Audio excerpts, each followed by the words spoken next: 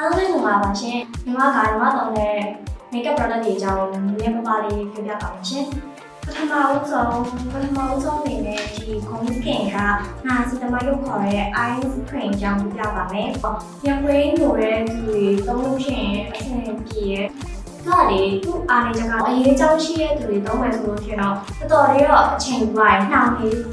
တတ်လို့လေ။နောက်မှအိတ်ခံကြီးတိုနာလေးပြီးတော့ဒီ eye cream ဝင်လိုက်မယ်ဆိုလို့ရှိရင်ညခွေးလိုတဲ့သူတွေနေလဲဆိုလို့ရှိရင်တော့တော်တော်လေးအဆင်ပြေရဲ့လို့ပြောရမယ်။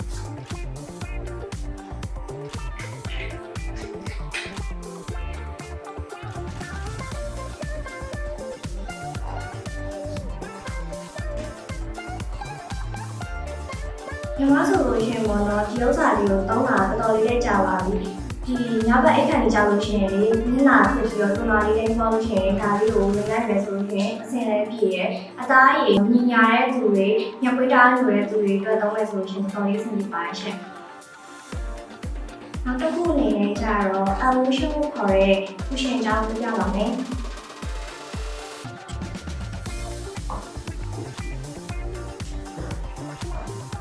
ဘာကြတော့ပေါ့နော်အသားညိုတဲ့သူတွေနဲ့ဆိုလို့ရှိရင်ပြီးတော့အဆင်ပြေရဲ့အသားဖြူတဲ့သူတွေနဲ့ကြတော့နည်းနည်းမျက်နှာကိုရှင်းသွားလို့ညိုသွားတဲ့ဘက်ကိုရောက်သွားရပေါ့နော်ဒီလိုပုံစံမျိုးလေးကိုဖားပြီးပေါ့နော်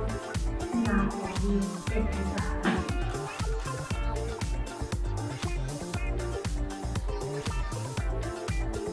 SPF 15 ပေါင်ဝင်တာကြောင့်နေရောင်ခြည်ရဲ့ခက်မယ်ဆိုလို့ရှိရင်နေရောင်ခြည်တောင်လည်းကာကွယ်ပေးရဲ့။နဲ့ရုံးမဲ့တကာကြောင်းမဲ့တကာပေါ့နော်ဒီဥစ္စာလေးကိုလိမ့်မယ်ဆိုလို့ရှိရင်အဆင်ပြေရဲ့။ sunscreen ဖြစ်တဲ့sunscreen တော့ moisture တော့လိမ့်ပြီးတော့ဒါလေးလိမ့်သွားမယ်ဆိုရင်တော့မှအဆင်ပြေရဲ့။တကယ်လို့ပေါ့နော်သူကလေမျက်နှာအစီပြန်တတ်တဲ့သူတွေအနေနဲ့သုံးမယ်ဆိုလို့ရှိရင်ဒီဥစ္စာလေးကိုလိမ့်ပြီးတော့မှအပေါ်မှာပေါ့ပေါင်နာမှုတ်ပြီးနည်းနည်းလေးနဲ့လိမ့်မယ်ဆိုလို့ရှိရင်အဆင်ပြေမယ်လို့ထင်တယ်ညီမကြတော့ပေါ့နော်မျက်နှာအစီပြန်တဲ့ပုံစံမဟုတ်တော့ဒီဥစ္စာလေးတစ်ထပ်ထဲနဲ့လည်းလို့အဆင်ပြေပါရဲ့။ eyeliner ကိုပြပါမယ်ဒီပေါ့နော်Ocean ရဲ့ eyeliner ပါပဲ။ဆန်းစကြည့်ပါမယ်။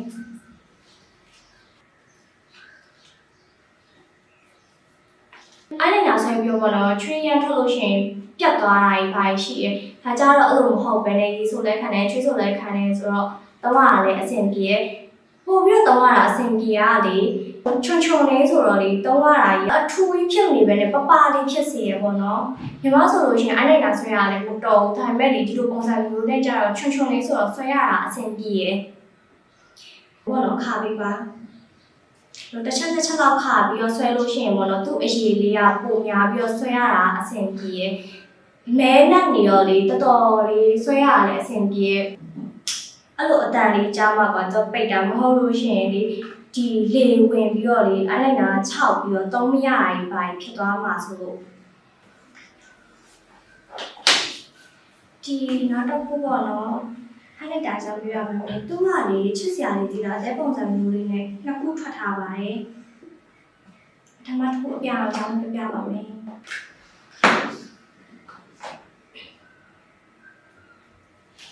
ပုံစံလေးရစားလေးတည်သွားလို့ရတဲ့ပုံစံမျိုးလေးချစ်စရာလေးတိတ်လေးရော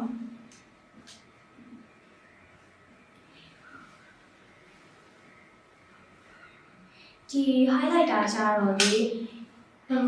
သုံးလဲဆိုလို့ရှိရင်ဒီပေါ့နော်မျက်လုံးအပေါ်နားလေးတွေကိုဒီပေါ့ဂလိုးကျင်တဲ့နေရာမျိုးလေးတွေမှာသုံးလို့ရှိရင်အဆင်ပြေရဲ့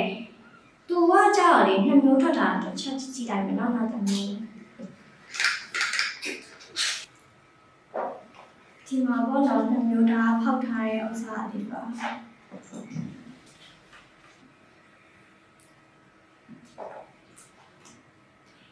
ဒီမှာပါရှင်ဒီဘက်ကကြတော့အပြာဘက်နည်းနည်းသွားတယ်ဒီဘက်ကကြတော့အသားရောင်ပဲနည်းနည်းသွားတယ်အထက်ကအသေးပုံလေးနဲ့ဆိုတော့ချစ်စရာလေးဒီပေါ့နော်ဒီအပြာရောင်လေးကလေသုံးမယ်ဆိုလို့ရှိရင်သူတို့ပြောနေအသားနည်းနည်းညိုတဲ့သူတွေနဲ့ဆိုလို့ရှိရင်ပို့ပြီးတော့အဆင်ပြေမယ်လို့ထင်တယ်ပို့ပြီးတော့ပေါ်ချင်လို့ရှိရင်တော့ဒီအပြာရောင်လေးကိုသုံးတဲ့နဲ့ဒီအရောင်ကကြောက်ပါတော့ peach လို့ပတ်သွားတဲ့အရာဒီဥစ္စာသုံးမယ်ဆိုလို့ရှိရင် လိုပြောမယ်ဒီဥစ္စာလေးသုံးမယ်ဆိုလို့ရှိရင်ပေါ့နော်အသားဖြူတဲ့သူတွေရောအသားလက်တဲ့သူတွေရောအသားညိုတဲ့သူတွေအတွက်ပါသုံးလို့အဆင်ပြေပေါ့နော်ဒါကလေနေ့တိုင်းလိုပြောမယ်တိတ်ပြီးတော့အယောင်ကတိတာမတိတာတော့ပြင်နေပါရင်သွားမယ်ဆိုလို့ရှိရင်နေ့တိုင်းဒင်းလို့ရရပေါ့နော်ဒီကောင်ကြတော့ဒီအရန်ထင်းတော့ပေါ့နော်ဒီနှစ်ခုကကျတော့တိတ်ပြီးတော့မတူအပြာရောင်တန်းတဲ့အတွက်ကြောင့်မို့လို့ဒီကောင်ကိုပို့ပြီးတော့ထင်ရှားစေမယ်ဆိုလို့ရှိရင်ဒီကောင်လေးကိုသုံးတင်တယ်ဒါကြတော့ lateral look ပေါ့အပြင်သွားမယ်ဆိုလို့ရှိရင်တော့ဒီကောင်လေးကိုသုံးတင်တယ်နည်းနည်းအဆန်းလေးပြပါမယ်ရှင်ဒီပေါ့နော်လောဆယ်အပြာရောင်လေးကိုလိမ့်ပြပါမယ်ဒီလေးလိမ့်မယ်ဆိုလို့ရှိရင်ဒီလက်လေးနဲ့ဒီဖွားဖွားလေးလုပ်ပြီးတော့ပေါ့ဒီပေါ့ကိုကလေဂလိုးချင်တဲ့နေရာလေးလိမ့်မယ်ဆိုလို့ရှိရင်အဆင်ပြေဒီပါလေးတို့ဒီမျက်လုံးလေးတို့ဒီနှာခေါင်းလေးပေါ့နော်ဒီနှာခေါင်းနှာရထိတ်လေးတို့နှာခေါင်းထိတ်လေးတွေတို့ပေါ့လို့ရှိရင်ဒီနှာခမ်းထိတ်လေးတို့အဲ့လိုမျိုးဂလိုးချင်တဲ့နေရာလေးလိမ့်တာတော့ပို့ပြီးတော့အဆင်ပြေဒီဥစ္စာလေးကလေအပြာရောင်လေးဒီနေ့ရင်းတာကြောင့်မို့လို့လေ night out တွေပါထွက်ပြီးတော့လေnight out တွေပါထွက်မယ်ဆိုလို့ရှိရင်ဒီဥစ္စာလေးလိမ့်တာအဆင်ပြေဒါကြတော့အနာခင်းမိုင်းလိမ့်တာတော့အဆင်ပြေပေါ့နော်သူကလေပျော့ပျော့အေးလေးနဲ့လေဒင်းလို့တော်တော်ကောင်းတယ်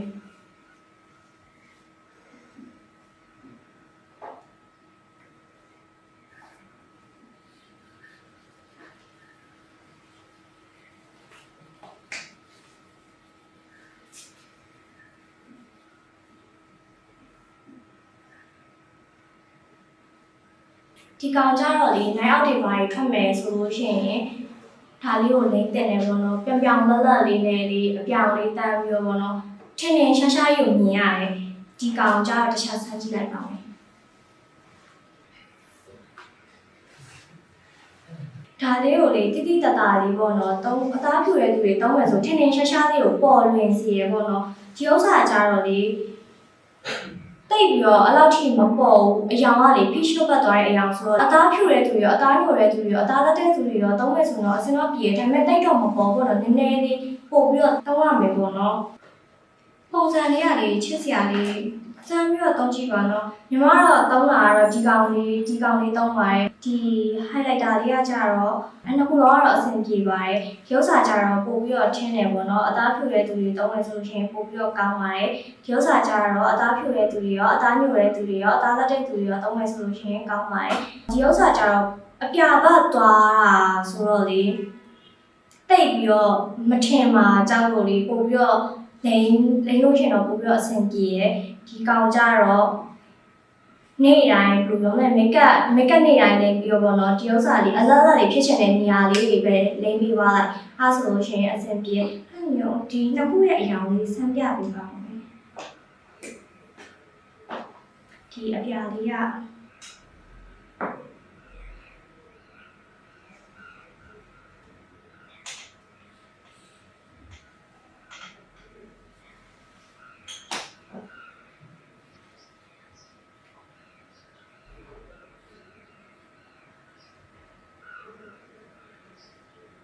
ဒီမှာပေါ့နော်ဒီဥစ္စာတွေကကြတော့လေအဖြူဘက်သွားပြီးတော့ပေါ့နော်အပြာလေးနည်းနည်းတန်းလေးဒီဥစ္စာဆိုလို့ရှိရင်တော့အသားရောင်ဘက်ကိုသွားတယ်ဒီအသားဖြူတဲ့သူတွေရောအသားညိုတဲ့သူတွေရောတကယ်လို့လိမ့်မဲ့ဆိုလို့ရှိရင်ဒီအပေါ်ကပေါ့နော် peach လို့အရောင်လေးကိုယူတင်တယ်ဒီအပြာလေးကပေါ့နော်ပို့ပြီးတော့တောက်ချင်တဲ့သူတွေဆိုလို့ရှိရင်တော့ဒီအပြာလေးကိုယူတင်ပါတယ်ဒီ eye cream ကြတော့လိမ့်တင်ပါတယ်ညဘက်တွေစကားကြည့်ပြီးတော့တော်ရုံနဲ့မအိတ်တဲ့သူတွေဆိုလို့ရှိရင်ဒီ eye cream လေးကိုလိမ့်ပြီးတော့ဘောနော်အိတ်တာလေးမျက်လုံးကိုဘယ်လိုလဲတပြေးညီပဲအသားရဲ့တပြေးညီပဲဖြစ်စေပါတယ်သူ့ရဲ့ဥစ္စာလေးလိမ့်လို့တော်တော်လေးကောင်းတယ်ရှည်ဓာတ်ပြည့်ဝရယ်ပေါ့နော်ဆိုလေးနဲ့လေဆိုလေးနဲ့ပေါ့နော်အဲ့လိုမျိုးလေးရှည်ဓာတ်ပြည့်ဝသွားလို့ခံစားရင်တိုနာလေးမယ်တိုနာလေးပို့လို့ရှိရင်eye cream လေးနဲ့ပြီးတော့ဘောနော် second care ပြီးတော့အဲ့လိုရှိရင်မျက်နှာ second တော့တဲ့ကောင်းတယ်ပြီးတော့လို့ရှိရင်ညွှန်ပွင့်နေတဲ့သူတွေနဲ့ဆိုလို့ရှိရင်ဒီပုံစံလေးဒီဥစ္စာလေးလိမ့်မယ်ဆိုလို့ရှိရင်တော်တော်လေးလည်းအဆင်ပြေပါတယ်ညီမကတော့လေဒီအပြင်သွားရဲဆိုလို့ရှိရင်ဒီကူရှင်ကိုလိမ့်တယ်ပြီးတော့လို့ရှိရင်ဒီ eyeliner လေးကိုဆွဲရတယ်ဒီညဘက်အိတ်ခါလေးကြောက်လို့ရှိရင်ဒီ ဒီပေါ့နော်ဘုံတခင်ရဲ့ဒါလေးကိုဒီနာလေးဒီမြပွဲညိုရဲ့နာလေးပေါ့နော်လင်းထားလို့ရှိရင်အသားအရည်နဲ့ဒီမြပွဲညိုတာတွေမတိတာပဲနဲ့အသားအရည်ကိုညီညာလေးပြန်ဖြစ်စီရဲ့ညဘက်အခါလေးကြောင့်ရှင်ဒါလေးလည်းအိပ်ပြီးတော့လက်အပြင်သွားမယ်ပါဆိုလို့ရှိရင်ဒီကူရှင်လေးကိုသိမ်းမယ်ပေါ်လို့ရှိရင်ဒီအားလိုက်နာလေးကိုဆွဲမယ်ပေါ်လို့ရှိရင်ဒီပေါ့နော်highlighter လေးပေါ့နော်ကိုကလေကောင်းချင်တဲ့ဥစ္စာလေးလိုပြောမဲ့တိတ်ခန်းခန်းနိုင်မသွားပဲနဲ့ပေါ့နော်ဒီကအပြင်ပါညာထွက်မယ်ဆိုလို့ရှိရင်တကယ်ချင်းနဲ့ချိန်တာပဲဖြစ်ဖြစ်ကောင်းလေးနဲ့ချိန်တာပဲဖြစ်ဖြစ်ဆိုလို့ရှိရင်ဒီဥစ္စာလေးကိုလိမ့်ပြီးတော့သွားလို့ရှိရင်အဆင်ပြေပါတယ်ဒီ eyeliner ကဒီအဲ့လိုမျိုးပေါ့နော် makeup remover နဲ့ခက်တာတော့ပိုပြီးတော့အဆင်ပြေရှေးဆိုးခန္ဓာနဲ့ရှေးဆိုးခန္ဓာကြောင့်တော့မင်းနဲ့ပြောလို့ရှိရင်လည်းအဆင်ရမပြေဘူးပေါ့နော်ဒီ eye cream ကဒီ eye cream ကကြတော့ဒီသူ့ဒီမှာလက်ကားကြောင့်ရှိလို့ရှိရင်ဒီလိုမျိုးလက်နဲ့လုံးမယ်ဆိုလို့ရှိရင်လည်းအတင်းပေါ့နော်အားကိုဖိတယ်လို့ဖြစ်တယ်ဒီဘောနော်လက်သက်ကြွယ်ကအားလည်းတိတ်မပါဘူးအဲ့ဖွားဖွားလေးပဲဒီဘောနော်လက်သက်ကြွယ်လေးနဲ့လုံးမယ်ဆိုလို့ရှိရင်အားလည်းပြောတော့ဒီလိုမျိုးမိတ်ညက်လုံးအလောက်ထိမချိခိုင်ဘောနော်ဒါတော့မချိခိုင်ပဲနဲ့ဖွားဖွားလေးပဲလုံးမယ်ဆိုလို့ရှိရင်အဆင်ပြေသူကလေနာစီတမိုက်ပါဝင်တာကြောင့်မလို့လေမြပွဲညိုတာကို short ပါစေပြီးတော့အသားရည်ကိုပို့ပြီးတော့ကြည်နေလာစေရဲ့အစီပြန်တာကိုလည်းထိမ့်သိမ့်ပြီးရပေါ့နော်ကောင်းတယ်ကိုရီးယားမိတ်တရားလေးပို့ပြီးတော့နေရတာအဆင်ပြေရဲ့တကယ်မြပွဲညိုတဲ့သူတွေအနေနဲ့ဆိုလို့ရှိရင်လေဒီဥစ္စာကိုတောင်းဖို့တော့ comment တော်ပေးရဲ့ဟုတ်လဲဆိုတော့ညီမလည်းမြပွဲညိုတယ်ညီမညမအိပ်ပဲနဲ့စကားကြီးရဲ့သူတွေလို့ဆိုလို့ရှိရင်လေလူမျိုးနေလို့ရှိရင်မနှမ်းကြလို့ရှိရင်တိတိတတ်တာမြပွဲညိုတာကိုပါပျောက်ပြီးတော့လေအသားရည်ကြီးကြီးလင်းလင်းဆူဆူပြပြလေးနဲ့ပေါ့နော်အသားရည်တပြေးညီရဖြစ်သွားပါတယ်ဒီပေါ့နော်ဒီ highlighter လေးကလေဒီအပြာရောင်လေးကလေအနံ့လေးကတဲတဲလေးနဲ့လေအတူတီးနဲ့လေးရတယ်မှုရပြီးတော့လေကိုက်စားချင်စရာလေးပေါ့နော်ဒီအထက်ကလေအသေးပုံလေးပါတော့လေချစ်စရာလေးတောင်းကြည့်ပါလားဒီအခုနညီမကလက်နဲ့ဖြန်းပြပြီးသွားပြီဆိုတော့လေဒီဘယ်လိုပြောမလဲဒီပေါ့နော် brush နဲ့ပေါ့နော်ဖြန်းပြကြည့်မယ်အဆင်ပြေလားဆိုတာ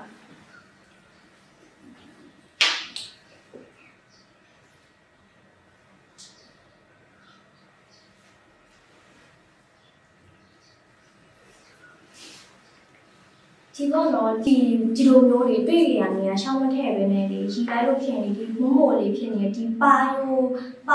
က်ကိုပေါ့နော်ပါယိုနာကိုထည့်တာပို့ပြီးတော့လင်းလေးဖြစ်စီရပေါ့နော်သူများတကာကြီးဆိုလို့ရှိရင်ဒီ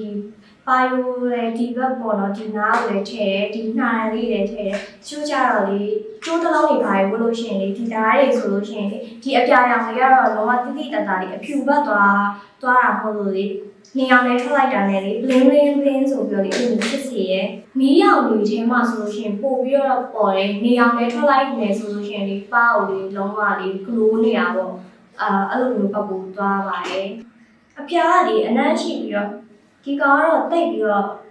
အနံ့မပါဘူးဒါပေမဲ့လေသူကပို့ပြီးတော့ပေါ့လို့ပြီးတော့တုံးတယ်ဘာလို့လဲဆိုတော့လေအစင်ပြေရလေသူဘယ်သွားပေါ့နော်အပြာရောင်နဲ့ဆိုလို့ရှိရင်အပြာရောင်ကလေပြပြီးတော့လေအဖြူဘက်ကိုသွားတယ်ညီမကျတော့ပြပြီးတော့အဖြူဘက်ကိုသွားခြင်းဟိုအသားကိုပေါ့နော်လက်ပြီးတော့လေဒီအသားရောင်ဘက်ကိုပဲသွားခြင်းနဲ့တကြောင်လို့အဲ့ဒါကိုပဲသုံးတယ်ဒီလိုမျိုးလေးနှာရည်လေးပေါ်တဲ့အခါမှာလေးသုံးလို့ကသားပြည့်ရဒီလိုမျိုးနှာရောင်ပေါ်စီရဟိုလေနှာခမ်းလေးဆိုးသွားတာလို့နှာခမ်းလေးအဆူဆူသွားလို့ရှိရင်ဒီအသားလေးထားလို့ရှိရင်ပြောင်းသွားတာလို့ပေါ့နော်အချိုးကြလေးဒီနှစ်ခုကအစားလေးပြောင်းသွားတာလေးဖြစ်ချင်တော့လေအပါလေးလူပြောလေးလူမျိုးပေါ့နော်လူမျိုးလေးဖြစ်ပါတယ်ဒီ highlighter လေးဒီနားလေးဒီနှာခေါင်းအောက်လေးလေးဆိုလို့ရှိရင်ဒီနားလေးကစားပြောင်းသွားတာလေးဆိုလို့ရှိရင်ဒီပုံမှာသုံးလို့ရှိရင်ပုံစံတွေဆိုတော့ပါတို့နှာခေါင်းတို့ဒီနှာရချိတ်ချားတို့ဆိုလို့ရှိရင်ဒီနားလေးဆိုလို့ရှိရင်တော်လေးအဆင်ပြေပါတယ်ကဲဒီမှာပြောသွားတဲ့ product လေးကိုစိတ်နဲ့တက်တယ်ဆိုလို့ရှိရင်ဒီ down story မှာပေါ့နော်သွားပြီးလို့ရပါတယ်ချက်ပေါက်မှာကိုယ်တိုင်သွားလို့ရပါတယ်ဒီပေါ့နော်ညီမတို့မပေးရတဲ့စီကတော့ဒီကဒီမှာဒီအထူးသိမ့်မကြိုက်ဘူးဒီ eyeliner တော့တော်တော်လေးကြိုက်တယ် ဆွဲရပပကြီးကြီးတွေနေဆိုတော့တောင်းရလဲဆင်ပြေဈေးရတယ်အဲ့လောက်ကြီးအကောင်ကမကြီးဘူးပေါ့နော်ပစ္စည်းတွေပါအကောင်ကကြောင့်တကယ်လို့ပေါ့နော်ဝယ်ပဲဆိုလို့ရှိရင်ဒီအဲ့ဒီနာမဆိုတဲ့လူတွေအတွက်ဆိုလို့ရှိရင်မျိုးစာတွေတော့တော့မတော်ပြီးရထေရလေးချွန်ချွန်လေးနဲ့ဆွဲရတော့အဆင်ပြေလို့ဆိုလို့ရှိရင်ဒီအပြင်ထွက်မယ်ပါဆိုလို့ရှိရင်ဒီကုရှင်ကိုတော့မလေးပါရဲ့ပြောင်းလာလေးပေါ့နော် natural look လေးကိုရစီပါရဲ့ဒီညာဘက်အိမ်ညာဘက်မျက်ဝင်ဒီမှာအဲ့ပဲမျက်ဝင်ညိုတဲ့သူတွေတော့ဆိုလို့ရှိရင်လည်းဒီ icon လေးကိုတော့ comment ပေးပါရင်ဒီစစ်တမိုင်း